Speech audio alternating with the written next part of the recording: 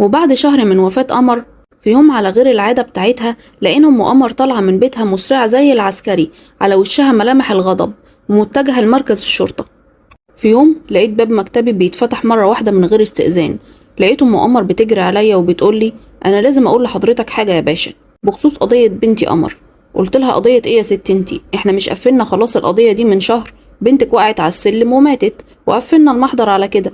قالت لي: لازم تسمع مني الحقيقة. فقلت للعسكري يقفل الباب، وقعدت اسمع لها. وقالت كلام غريب جدا مفيش حد عاقل يقدر يصدقه.